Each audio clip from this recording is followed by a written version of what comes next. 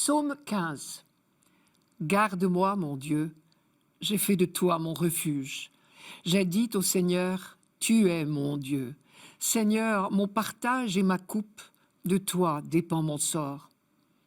Je bénis le Seigneur qui me conseille, même la nuit mon cœur m'avertit. Je garde le Seigneur devant moi sans relâche. Il est à ma droite, je suis inébranlable. Mon cœur exulte, mon âme est en fête, ma chair elle-même repose en confiance.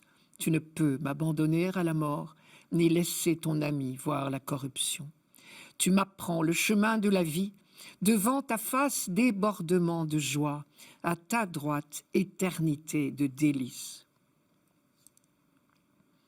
Mon cœur exulte, mon âme est en fête. Seigneur, mon partage et ma coupe, je n'ai pas d'autre bonheur que toi. C'est un prêtre qui parle. Ici, le peuple d'Israël est comparé à un lévite, un prêtre, qui demeure sans cesse dans le temple de Dieu, qui vit dans l'intimité de Dieu. La vie des Lévites consacrés au Seigneur offrait une image très parlante de la vie du peuple tout entier. Par exemple, l'expression « Seigneur, mon partage et ma coupe, de toi dépend mon sort » est une allusion à leur statut particulier. Au moment du partage de la Palestine, entre les tribus des descendants de Jacob, partage fait par tirage au sort, les membres de la tribu de Lévi n'avaient pas reçu de part. Leur part, c'était la maison de Dieu, c'est-à-dire le service du temple, le service de Dieu.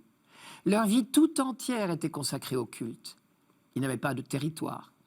Leur subsistance était assurée par les dîmes, on pourrait dire le denier du culte de l'époque, et par une partie des récoltes et des viandes offertes en sacrifice. Du coup, on comprend cet autre verset de ce psaume que nous n'entendons pas ce dimanche, mais je vous le donne, la part qui me revient fait mes délices, j'ai même le plus bel héritage. Enfin, ils gardaient le temple jour et nuit, et c'est ce à quoi fait allusion la formule du verset 7, « Même la nuit, mon cœur m'avertit ». On voit bien comment ce statut très particulier, privilégié des Lévites, pouvait être lu comme une image du statut particulier, privilégié du peuple élu, choisi par Dieu pour son service au milieu des nations. Mais on entend également dans ce psaume une toute autre tonalité. On entend les échos d'un danger et la supplication « Tu ne peux m'abandonner à la mort, ni laisser ton ami voir la corruption ». Ce qui prouve qu'en réalité, les choses sont moins roses qu'il n'y paraît. On ne sait pas dater la composition de ce psaume. Les circonstances auxquelles il fait allusion pourraient convenir à plusieurs époques différentes. Mais en tout cas, l'appel au secours du début « Garde-moi, mon Dieu, j'ai fait de toi mon refuge » et les affirmations répétées de confiance laissent supposer une période dans laquelle, justement, la confiance était difficile. Cet appel au secours est tout autant une profession de foi.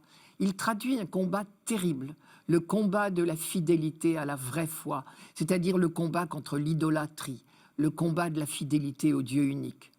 Par exemple, un autre verset de ce psaume dit « Toutes les idoles du pays, ces dieux que j'aimais, ne cessent d'étendre leurs ravages et l'on se rue à leur suite. » Cela prouve bien que Israël a parfois succombé à l'idolâtrie, mais il prend ici l'engagement de ne plus y retomber.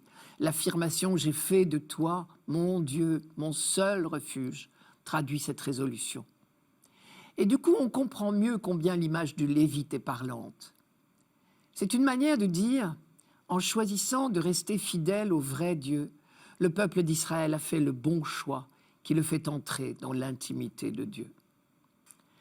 La confiance d'Israël lui inspire des phrases étonnantes. Par exemple, l'expression « éternité de délices » ou bien encore « tu ne peux m'abandonner à la mort ni laisser ton ami voir la corruption ».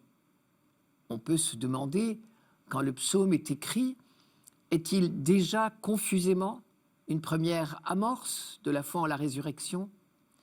En réalité, cette affirmation est une supplication, plutôt une plaidoirie. Vous savez que la foi en la résurrection individuelle n'est apparue que très tard en Israël. C'est du peuple qu'il est question ici. Sa survie est en péril par sa faute, l'idolâtrie justement. Mais il sait que Dieu ne l'abandonnera pas. Et c'est pourquoi il affirme « Tu ne peux m'abandonner à la mort, ni laisser ton ami voir la corruption. C'est bien du peuple qu'il s'agit. Par la suite, vers le IIe siècle avant Jésus-Christ, quand on a commencé à croire à la résurrection de chacun d'entre nous, la phrase « Tu ne peux m'abandonner à la mort, ni laisser ton ami voir la corruption » a été relue, bien sûr, dans ce sens. Et plus tard encore, les chrétiens ont également relu ce psaume à leur manière. Nous l'avons entendu dans la première lecture de ce dimanche. Pierre, le matin de la Pentecôte, a cité ce psaume aux pèlerins juifs venus nombreux à Jérusalem pour la fête.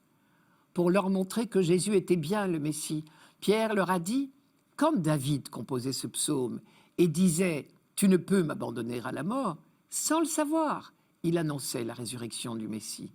Or, Jésus est ressuscité, et c'est donc bien de lui que David parlait, sans savoir le nommer, évidemment.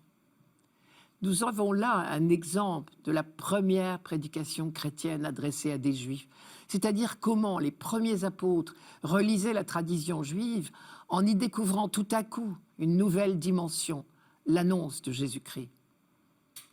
Au long des siècles, donc, ce psaume a porté la prière d'Israël dans l'attente du Messie, et il s'est enrichi peu à peu de sens nouveaux. Et ce sera le rôle de la première génération chrétienne de découvrir et de montrer que les Écritures trouvent leur sens plénier en Jésus-Christ.